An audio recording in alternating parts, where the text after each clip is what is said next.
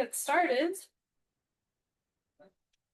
Hello, everybody. Welcome to our spring vegetables class from Cookville, Berkeley, as part of the Be Well at Work Wellness Program. My name is Kim Gass. I'm a dietitian with Be Well at Work Wellness Program, and this is Connections at Berkeley Week. Has anybody heard of that? Oh, okay. I'll put something about it in the email afterwards. But this week is an opportunity for the whole campus to come together and connect to something, or to connect to yourself, to connect with others, or connect with something larger than yourself. So today with spring vegetables, I thought it fit into that theme because when you eat what's in season, it helps you connect to the rhythm of nature, which is something bigger than yourself. I find that it also just helps you, especially in this moderate climate that we live in, it helps you slow down a little bit, think about what's in season, appreciate what's in season. And for me, like in the springtime, I look forward to all the green vegetables. In the summer, I look forward to the berries and the peaches and the tomatoes. So it just kind of helps you appreciate how nature is cyclical. And even though you can get pretty much any fruit or vegetable you want any time of year, if you do eat in season, it's probably more affordable. It probably tastes better. It's probably more fresh and local, and maybe even a little bit more nutritious because it hasn't been shipped as far or was picked when it was at its peak. Okay, so let's switch the camera video or angle here. All right, so we have a couple of recipes that could be dinner or lunch for leftovers if you bring those leftovers.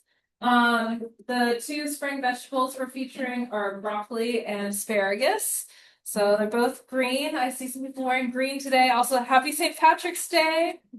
If you're not wearing green, you'll probably leave with something green in your teeth. So you can always show that off later. But anyway, I also wanted to mention that both recipes are plant-based. And I know sometimes we get people who don't eat gluten, so if that's the case, you could make this with a gluten-free spaghetti for the noodle dish, and if you use gluten-free orzo, you could find it, or just use some other grain that's gluten-free, like rice. Rice is an alternative to the orzo. Okay, so let me get my notes out and see which one we're doing first. Okay, first we're gonna make the noodles. This dish is called tofu noodle bowl. What is the name of it? Tofu noodle bowl with broccoli and peanut sauce, something like that.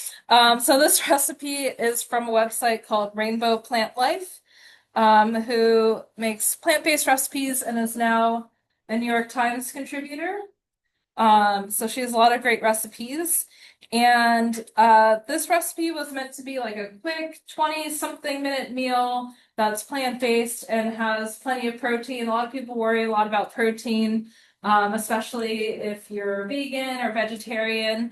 And I think a lot of the concerns, especially for people who eat meat, are kind of overblown right now. You'll go to the grocery store and everything says like, oh, now this has protein added. Extra protein, blah, blah, blah. But in the US, most people get enough. But if you don't eat animal products, you might benefit from a little bit more protein. It really depends. Everything depends on your overall pattern, right? And protein is also filling. So anyway, that's kind of where this came from, but I don't want to obsess over the protein content. But it does have, I think I calculated 37 grams per serving for the pasta. So we get some from the whole wheat pasta, we get a little bit from the broccoli, some from the tofu. We're using super firm tofu, and I'll talk a little bit more about that. Also the peanut butter or almond butter, and even the sesame seeds. Okay. So if you do make this recipe for meal prep, I just recommend storing the sauce separately from everything until you're ready to eat it. So, sometimes if you store pasta with the sauce on it, the pasta absorbs everything and then it gets kind of dry and too soft. So I don't really like that. So I'd rather store them separately. Okay, so to simplify things, I went ahead and cooked the pasta and the broccoli ahead of time. But I have it here to show you. I used whole wheat pasta, which has a little bit more fiber, a tiny bit more protein, a little bit more micronutrients than white spaghetti. It has a little bit of a chewier texture, which some people like, some people don't like, some people just can't tell. So I would say if you want to use whole wheat pasta, kind of the thinner the better if the texture is an issue. So if you've ever tried like a whole wheat penne, it's pretty chewy.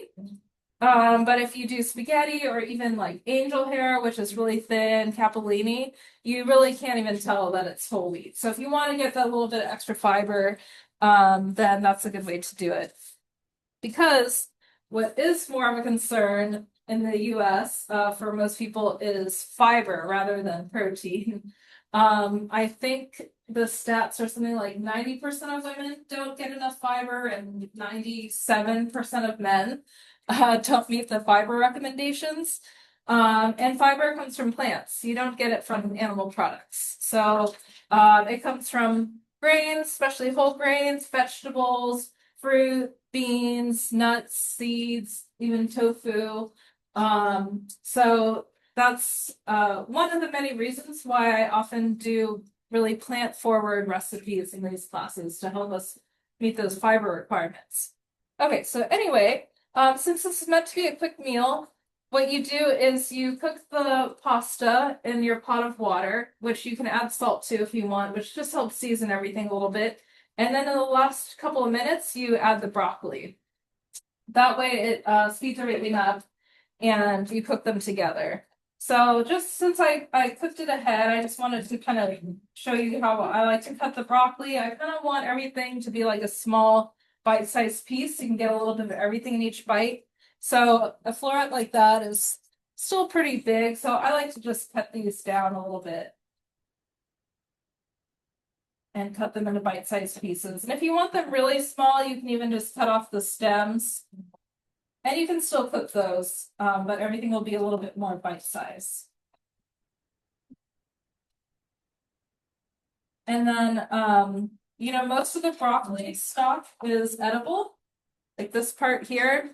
It just starts to get really tough down towards the end, but I bought these as broccoli crowns, which have a lot of the stem chopped off already. You'll also see broccoli in bunches, and the stem is like that big. So probably the bottom part you don't want to bother eating. This part you could totally eat. If it is tough, you can kind of use a vegetable peeler and take off some of the skin, which I'll also do with the asparagus. And then you can just cut this into smaller pieces and have a little less food waste. Some of that's still pretty tough, so I'll set that aside. You just want to cut it small so that it gets fully cooked. So, I try to talk about sustainability in these classes too. And I think there's a lot of overlap with human health, including the way that we talk about it. So, when we talk about reducing food waste, if you're just in a rush and maybe you have little kids who are just learning to eat broccoli and you don't have time, you don't have to worry about the steps, But if you're kind of like at that next level, trying to reduce your food waste even more, then you can start incorporating the stock. So I think a lot of advice for health as well is super granular, like tiny little things, but sometimes we're missing the big picture, especially with food, if we kind of worry too much about tiny things. So we don't want to, miss the forest for the trees, right? The little tree reference of the broccoli. So I think that applies with like eco-friendly recommendations too. Okay, so let's just set that aside. So we'll pretend that we just cooked everything. I cooked them separately just because I was cooking so much. So normally you would have these all mixed together. And then the next step would be to cook the tofu. Or if you're cooking salt once, you would be kind of multitasking. In this recipe, we're using super firm tofu, which is high protein, basically higher everything. Super firm tofu just means that more of the water has been pressed out. So, you have medium firm, firm, extra firm, super firm, kind of going up in terms of firmness. It just means everything is more concentrated. So you get, more protein, more, a little more fat, a little more fiber when it's super firm. But the main reason why I'm using this is it's just easy to use. You don't really have to squeeze out any water. And it holds up well to a crumble. So usually that's kind of how you decide what tofu to use, is what is the culinary purpose. If you want tofu that you're stir frying, you want a little softness on the inside, you probably go firm, right? But there's another recipe that I'm planning to do next month. A little preview. It's a shredded tofu. So you'd want to use the super firm because the other ones just won't hold up to the grater. Okay, so what we're going to do is crumble it. And as the recipe says, to cut it into 4 slabs and then crumble it into pieces about the size of a blueberry. So you don't want to totally like crush it and obliterate it. We just want to crumble it into little bite-sized pieces that will cook well. And a nice thing about crumbling your tofu is that it gets all these nice edges that can absorb the sauce if you're using it or the seasoning. And creates a nice texture when it's cooked. So there's another recipe that we've done that was tofu nuggets. And you basically do this except leave the pieces a lot bigger. And then we marinate it a little bit and then create a seasoning mix and toss it and bake it. And all these edges get nice and crispy in the oven. So it's just kind of a nicer texture in that format than if you were to just cube it or something. Okay. And let me see, this recipe, yeah, it does call for 16 ounces of tofu. So that's what this is. It's a pound. Super firm tofu is also a really affordable protein option. I think it's usually about $3 for a 1 pound container, so like $3 a pound. I've seen it at Trader Joe's. This one's from Berkeley Bowl, and they're both about $3.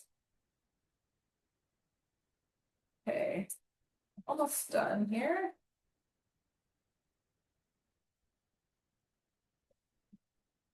And what else?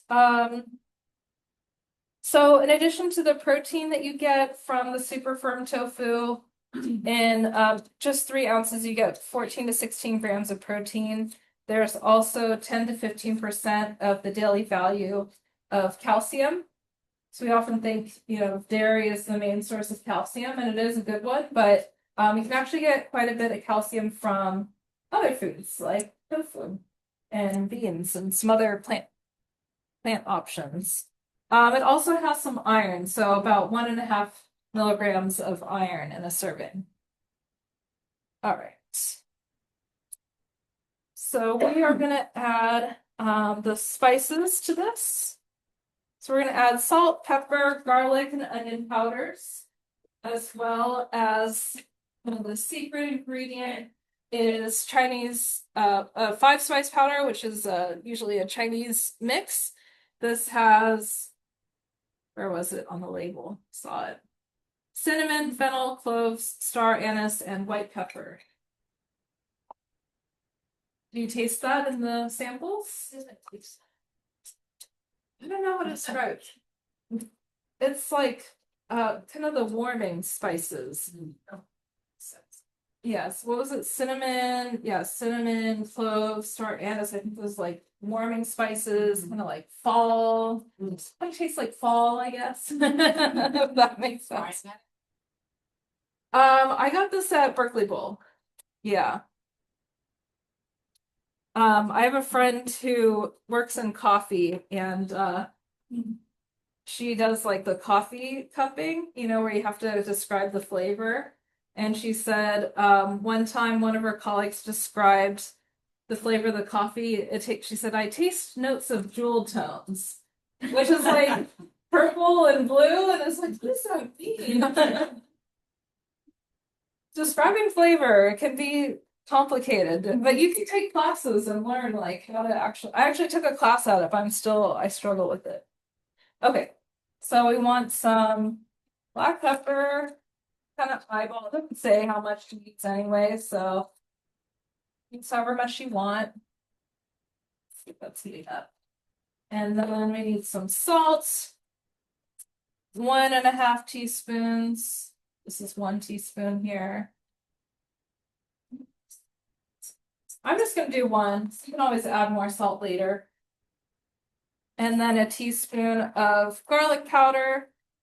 So you probably know if you've been to any of these classes that I love to use my own jars and go to Berkeley Bowl and fill them up. And you can get your spices and herbs for really cheap. I don't think I filled this up, but it was $1.60. $1.38 for the onion powder. So especially with something that you don't use all the time. Or in the case of these classes, I don't use these ingredients every day, so it doesn't get matter that are cross-contaminated or spices. I don't worry too much about it. Yeah, I sometimes rush things in these classes, so if you So just practice food safety. not a food safety issue because the dried spices have a long shelf life. But I definitely wouldn't do that if I was like dipping into a container of raw egg yolk or something, I'm like so worried about frost. So I think this case is more of like a flavor issue, but to me, onion and garlic are like a similar flavor. I'm often using both, so I wouldn't worry about it too much. Okay, so we're gonna preheat the pan, and I'm using a nonstick pan.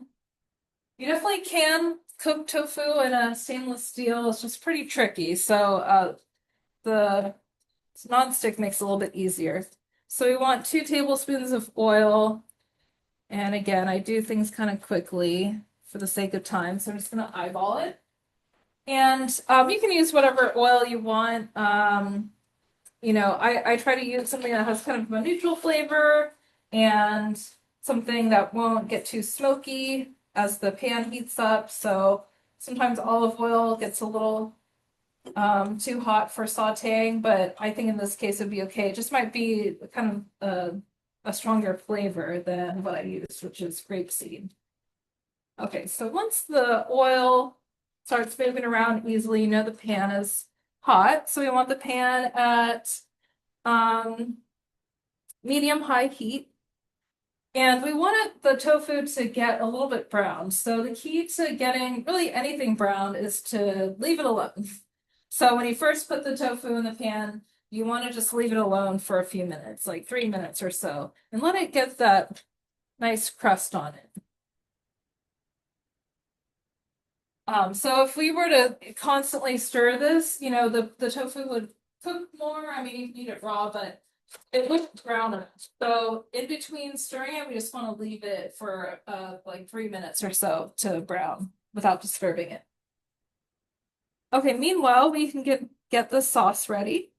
So let's see. Actually, if you were doing this, you'd probably start the tofu and then you would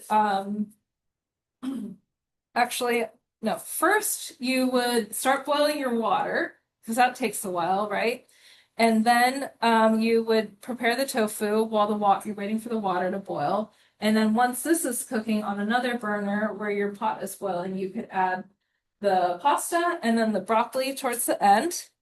And then while everything is cooking, if you're multitasking, then you can make the sauce. And if that's all too much to do at once, it might take longer, but you can also just slow down and do everything one at a time, whatever you're comfortable with.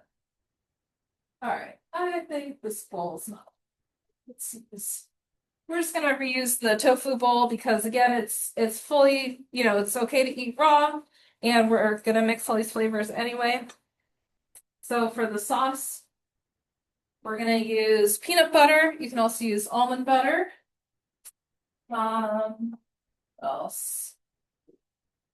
We're gonna use chili flakes. So if you don't like it spicy, you can just leave it out. Typically like the regular red chili flakes that you buy in a container are not too spicy, but there are other types of chili flakes that are way spicier, like Thai chili flakes. You can buy them dried and they're very, very hot. So it depends on what you have. We're also going to use some rice vinegar and some soy sauce. And I usually try to buy reduced sodium soy sauce or tamari because you can always add more salt later. And if you're adding multiple sauces, especially if it's you're making something with Asian inspired flavors, you might have multiple sauces that are a source of sodium. So they can get a little too salty too quickly. Okay, so I use peanut butter in the samples. It's a little cheaper, or actually a lot cheaper than almond butter, and I personally love the taste. And peanuts are still similar to almonds, a good source of healthy fats. Okay, so we need half a cup. I also bought unsalted peanut butter.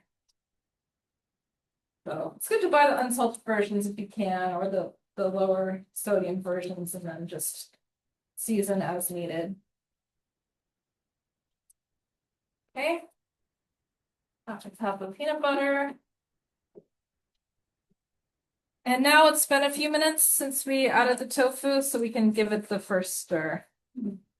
But because we're not in a real kitchen with real ventilation, I'm gonna kind of err on the side of caution here and cook it at a lower temperature, which might take a little bit longer, might not brown as nicely, but hopefully your samples were nicely browned. Okay, then we're gonna do 2 tablespoons of rice vinegar. And that's gonna add some nice flavor, make it a little sour, add the sour element. Or the acid, I should say. Then we're gonna add some soy sauce. So it calls for 4 teaspoons, and there are 3 teaspoons and tablespoons. So let's do 1 tablespoon plus a teaspoon.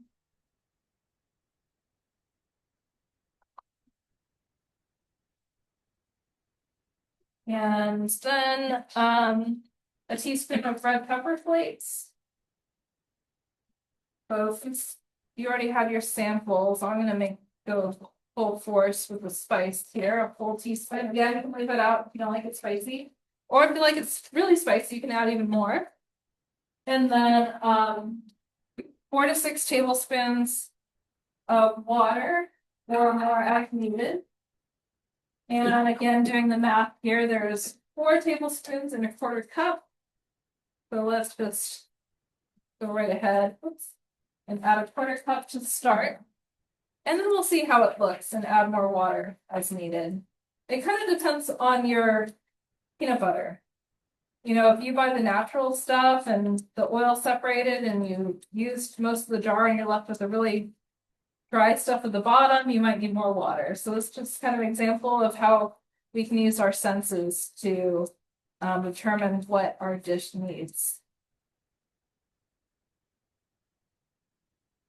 And yeah, whenever you mix peanut butter with a liquid, it starts off you're thinking, oh, this is never going to turn into a sauce. And then it enters this chunky stage for a second, and then it just like magically turns into a creamy sauce. Kind of cool.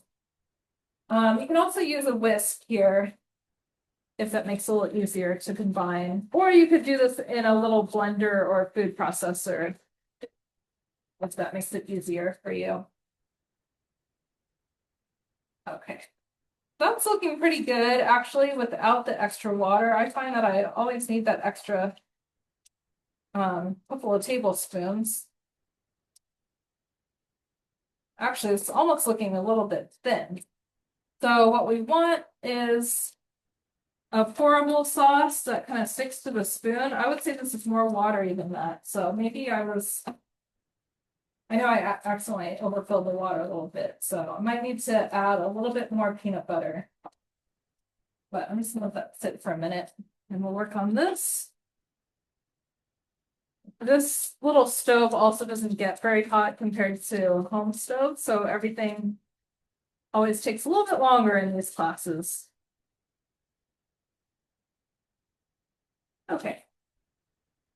So that's gonna cook for a bit longer, but while it's doing that, we can get everything else ready for the next recipe. Okay. Get the next one.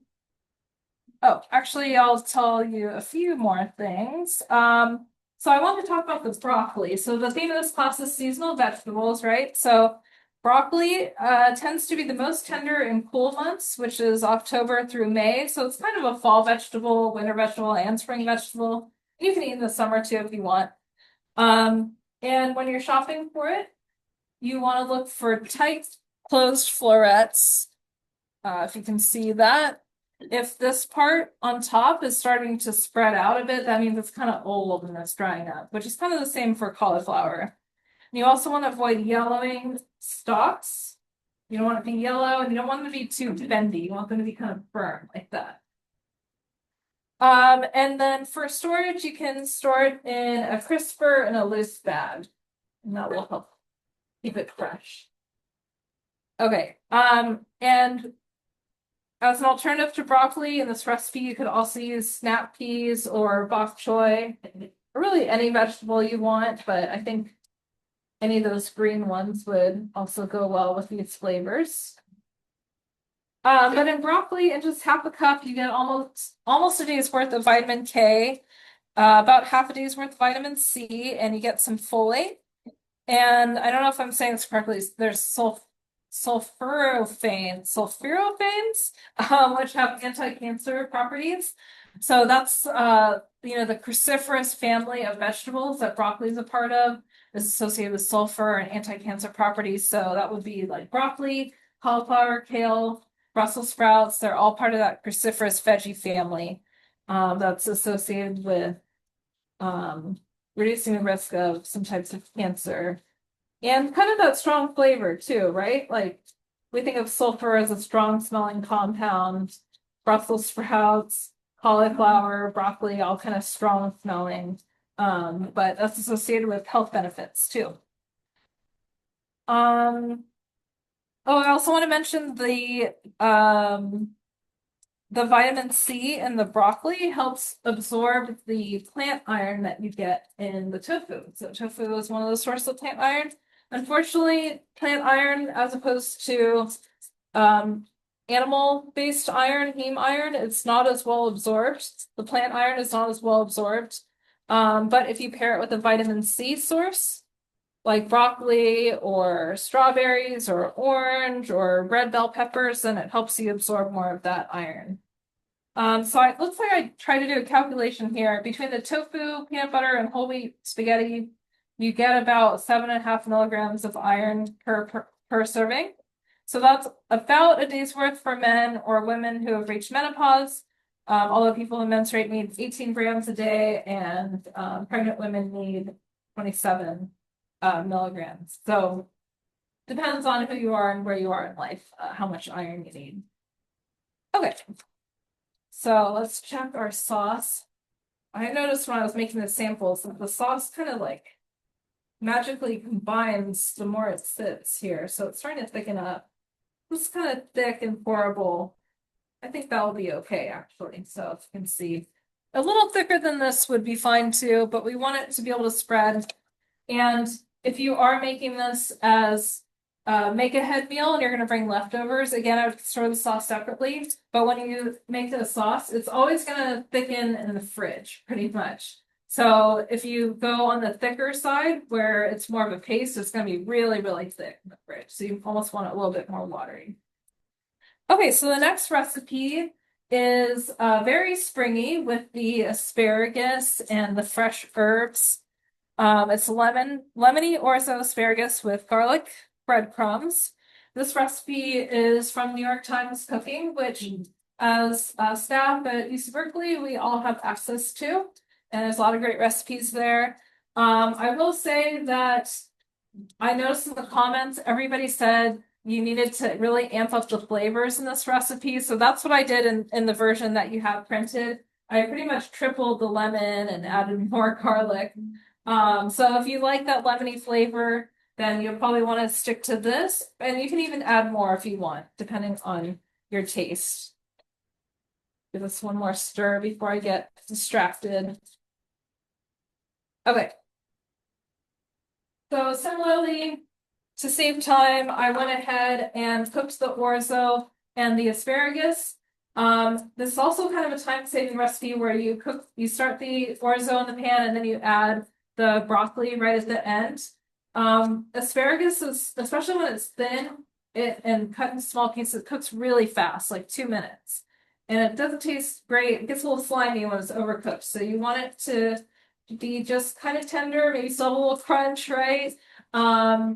And be bright green. It will start to turn more of an olive green as it overcooks. Also save a little bit of asparagus. So when buying your asparagus, you want these buds on top to be tightly closed like this. The stalk should be firm and have a snap. And then these cut ends should be moist and plump.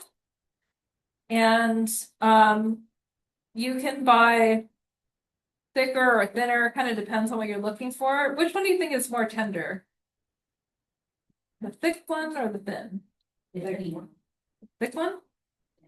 Thin? Bean. It is actually the thick one, which is kind of surprising, right? The thicker spears are actually more tender. So it kind of depends on what you're making. If you're going to grill it, probably the thicker ones work a little bit better. But the thin ones work well in this recipe, but it doesn't really matter too much. This recipe is not too picky about it. Okay. So when I think of spring vegetables, asparagus, first one I think of, it kind of pops up early. They look kind of funny when they grow, they pop up like this.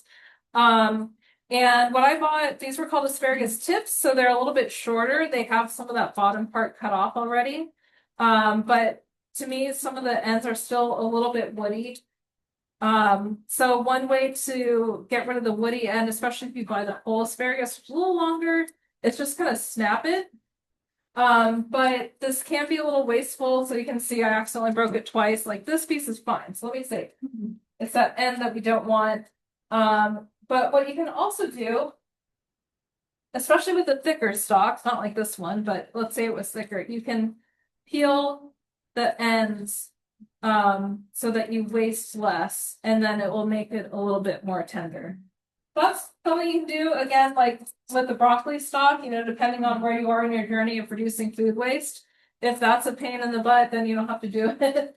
But if you want to get a little more for your money, you can. And then some of the stalks, like these thinner ones that have already been cut, I can tell the end is pretty soft, so I don't need to bother cutting that.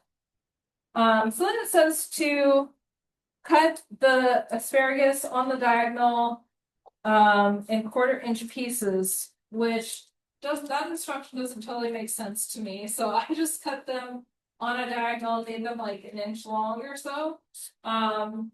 So I like to just kind of hold them on the side and just kind of cut it into smaller pieces.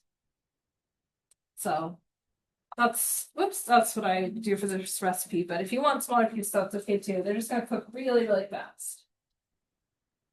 Put that there with the broccoli. Try to do a little bit tighter here. It's a struggle for me. Okay. Okay. Yeah. Uh-huh. Do I have to store it in the fridge? Oh yeah, thank you for asking. I was gonna mention that, but I forgot, so thank you. So one way to store it is upright like that in a jar in water, and kind of like flowers, it'll keep it fresh longer. So not totally submerged, but just the bottom part, so it can still absorb some of the water. And then you could loosely cover it with a plastic bag and put it in the refrigerator. Another option is to wrap the bottom ends in a damp towel and put it in a bag in the fridge. They'll also keep it fresh a little bit longer. In terms of nutrition for asparagus, it's high in vitamin K, folate, and potassium. Potassium is one of those minerals that a lot of people don't get enough of through food, but it is good for heart health. It actually helps with your blood pressure. And there's not really any one super high source of it. So what fruit or vegetable do you think of when it comes to potassium? Bananas. Bananas. Everybody said bananas. So it does have potassium, but it only has like 10% of a day's worth. So a lot of fruits and vegetables have, 5 to 10% of one day's worth. So that's why it's good to try to have a wide variety of fruit and vegetables. Well, one of the many reasons why it's good to have a wide variety of fruit and vegetables in your diet, and to just, eat more plants and try to incorporate them into meals. You also get some potassium from milk if you have dairy. You could also add peas to this recipe, which I've done before. You could buy them fresh, which is a bit of work, or you just buy them frozen. And they add a little protein, about 4 grams per half cup, quite a bit of fiber, 4.5 grams, as well as some vitamin K. And those are in season March through May, usually. You could also add some beans or some other protein to this recipe to make it more of a complete meal. And we have a similar recipe on our website. I think it's from last spring, that was peas and asparagus over creamy white beans. So if you like that flavor combination, that's another way that you can do it. Okay, let's see. This is almost done. If you can see that a little closer on the screen, it's getting browned all over. So I'm gonna just go ahead and turn that off to make sure we can finish everything. What is next? Okay, we're gonna make the sauce for this, which is very lemony. Keep moving this thing all around. Okay. So I have some of the other ingredients here. For the sauce, we want it to be really lemony. So we need about 2 large lemons. And here. And we want a whole lot of zest. So zest is a really concentrated flavor when it comes to citrus. So since we need 2 teaspoons, you probably need about 2 big lemons. One big lemon probably has about a teaspoon worth of zest. And then we need 3 tablespoons of juice, which is usually a big lemon has about 3 to 4 tablespoons of juice in it. So we'll zest it first. And if you don't have a zester, or you only have like bottled, oops, lost a piece of my glove there. Let's get a new one. Yeah, so that luckily wasn't my finger that got sliced. So be careful with the microplane. Sometimes gloves make it harder because you have like all this extra material on your hands you're not used to. But yeah, be careful with the zester not to cut yourself. And it's bright purple. I don't see any in there. Okay. That looks pretty good. And then we're gonna do the other one here.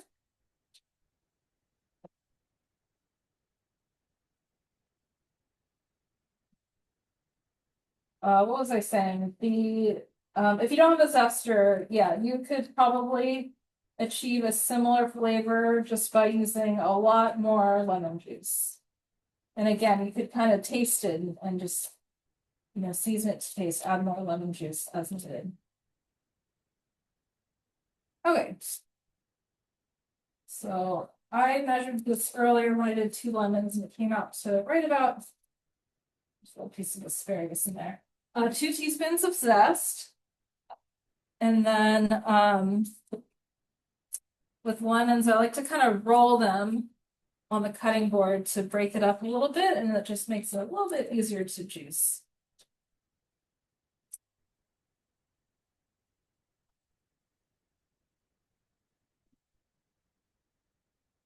Okay, so 3 tablespoons.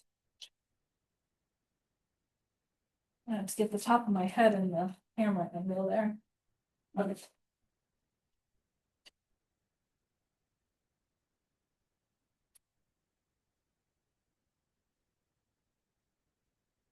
1, 2, 3. Okay, 3 tablespoons of lemon juice. Stuff here.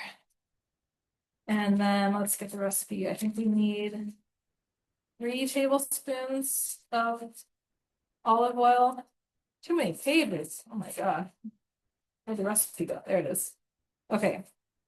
So 5 tablespoons total for this recipe, but we're also going to cook the breadcrumbs in some olive oil, which is a nice touch. So you could skip that if you're in a rush, but I think it really amps up the recipe a bit. Okay. Let's see, sauce. So lemon juice, olive oil, salt and pepper to taste. So I'm just gonna crack the pepper into the lid. Speeds it up a little bit.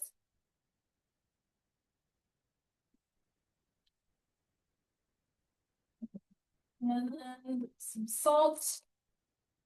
I'm just gonna start with like a half teaspoon or so. So kind of, this is another reason why it's good to cook using your taste buds and to taste things as you go along. If you do cook the orzo in salt water, depending on how much salt you use, that will affect how salty the final product is. And if you add Parmesan, depending on how salty that is, that will affect the end flavor. So you don't want to add too much salt to start. Okay. Let's come back to that in just a minute. Grab a big bowl here.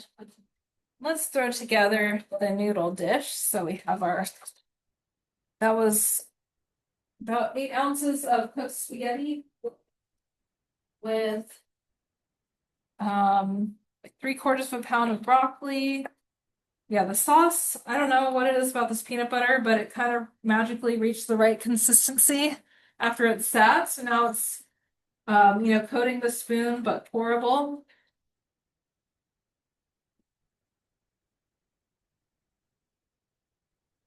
And then we'll add a little bit of, I have some sesame seeds that I toasted ahead of time. So that really helps bring out the flavor and makes it a little bit crunchier. But so if you toast your sesame seeds, just make sure you keep the heat low and watch it pretty carefully because they can burn really, really fast. You pretty much want to be doing nothing else but watching the sesame seeds and stirring them nearly constantly.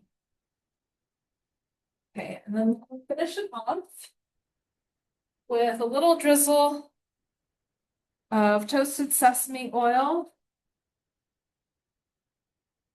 and some of the sesame seeds.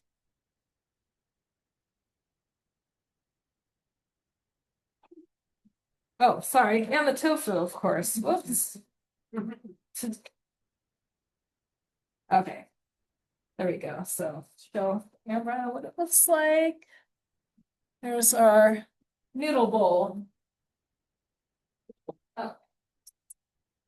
Now let's throw together another one. But I'll wash that later. We also want to do the breadcrumbs.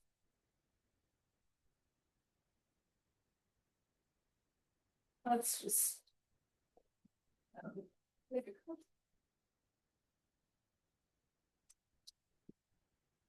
okay. So for the breadcrumbs, we're gonna grate 2 garlic cloves. So if you use the ones on the outside of a big head of garlic, they'll probably be a little bit easier to work with. If you don't have that, just want to make sure you can see with them here. Then you can always just mince the garlic or use the garlic in the jar or the frozen stuff.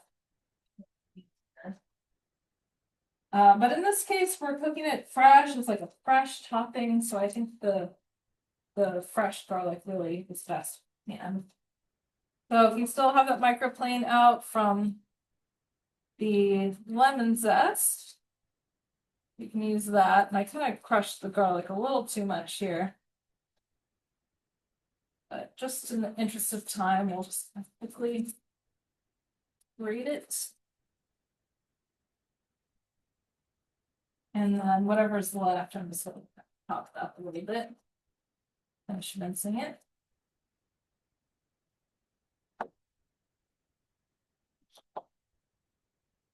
Okay.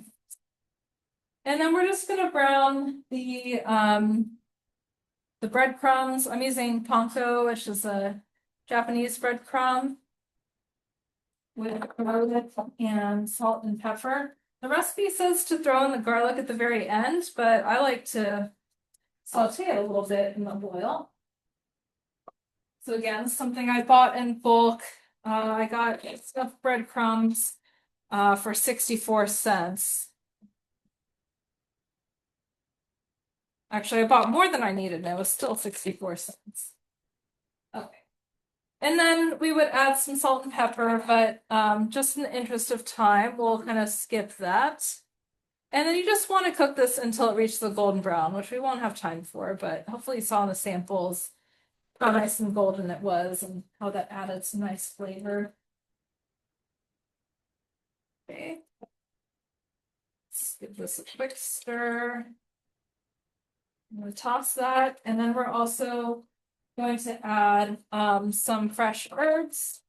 So you can use any combination of parsley, dill, and mint, or none of the above if you don't like any of those, or just parsley for the kind of the mildest flavor. For the dill, you can just kind of pull the leaves off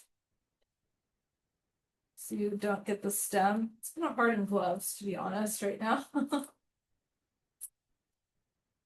Yeah, just pull it off. And the amount kind of depends on your taste. You know, you can do extra if you prefer. I think it calls for half a cup total of any herbs. And then with the mint, I'm sorry, with the dill, I just kind of give it a rough chop and leave it in big pieces. And then with the parsley, you don't want, you can have the tender stems in there. So usually I just kind of leave it in the bunch. I'm just going to do a little bit. I'll cut some of it off. And then leave the big thick stems ahead and then give it a good chop so that it's nice and fine. And I'm just going to do a little bit just to save time here. I personally don't like big chunks of parsley in anything. I think it tastes a little too grassy when it's in big chunks, so I like it to be nice and fine like that. I'll throw that in. And then just toss it all together. And that's kind of how it will look. Oh, and then also Parmesan cheese. I use a vegan Parmesan, but if you eat dairy, you can use regular Parmesan. And that will give it some more flavor. And then again, just taste it and add more salt if needed. So if you're here in person, we're going to end with our raffle.